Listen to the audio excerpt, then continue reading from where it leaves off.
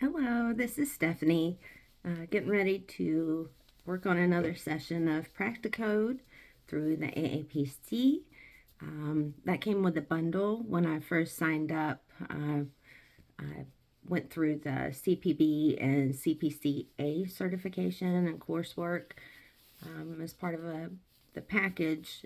They offered Practicode to get additional practice and training, and it's turned out it's a little frustrating because of course I don't have a position right now where I am coding, and so I don't have the hands-on day-to-day interactions with it.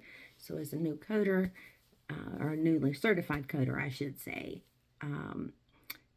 it can be a little bit challenging because they're not just the guidelines, but understanding the procedures themselves. The diagnoses I do a little bit better with, but of course, I still have a lot to learn.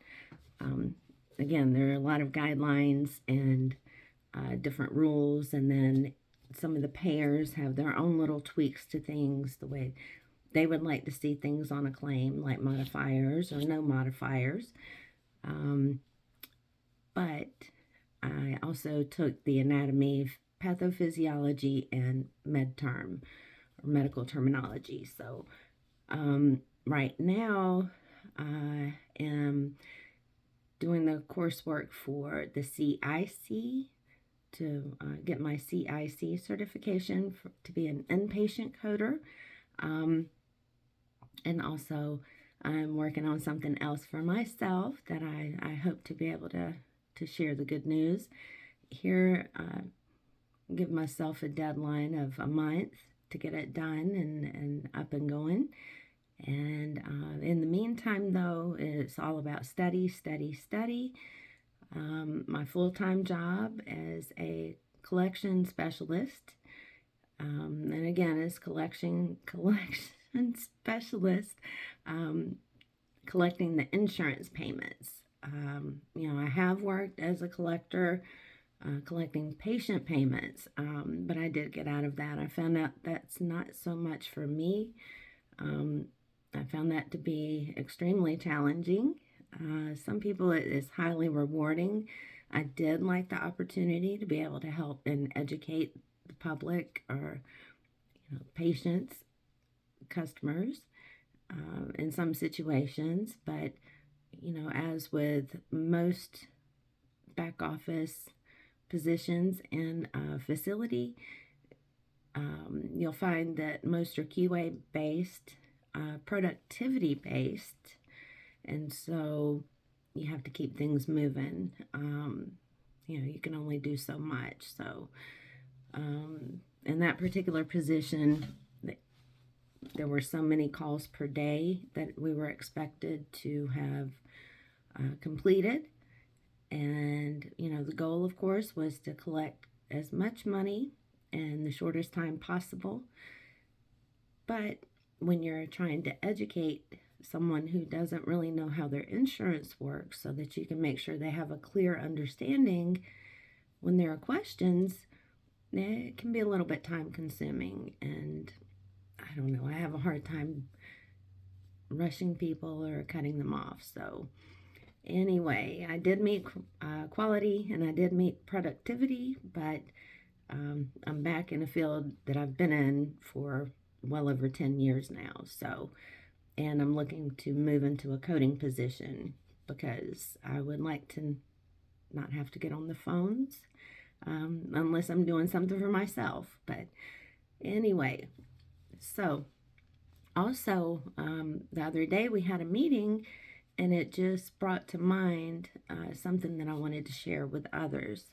So if you are in a meeting with a CEO, your directors, or your team leads even, and they're going over a new process, probably the last question you would want to ask publicly in that meeting is if this is mandatory. I don't know if I really need to expound on that or go into any further explanation. if you really do feel the need to ask that sort of question, it might be something to speak with your team lead about on a sidebar rather than publicly ask that question in the group. Generally, it's understood if you're in a meeting and they're going over a process, then it should be pretty well understood that that is expected of you from now on. Moving forward, your expectation has changed, and so it's just something to think about. Someone actually asked that, and it was a little bit of a cringe-worthy moment for me. I don't know about for anyone else, but it wasn't me that asked that question. So anyway, this is where I'm at. I'm in Chapter 3 of the CIC Training Manual, and again, that's through the AAPC. Just completed my COCA certification. So I'm a certified outpatient coder, as well as a CPCA, a certified professional coder.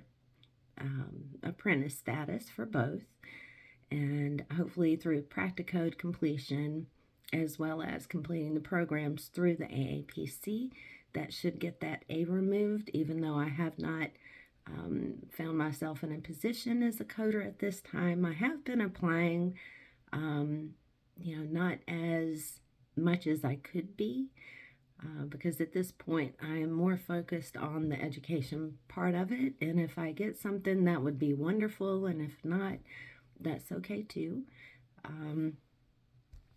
So this I'm doing to try and supplement my income, and whether or not it works, but you don't know unless you try. So I figured there's no harm in trying.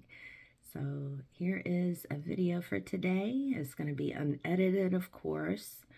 Again, all of my bloopers are mine. And if you'd like, please like, subscribe, and share. If there's any questions, please feel free to ask those in the comments. I believe I've opened those up. And I hope you have a wonderful day. Thank you.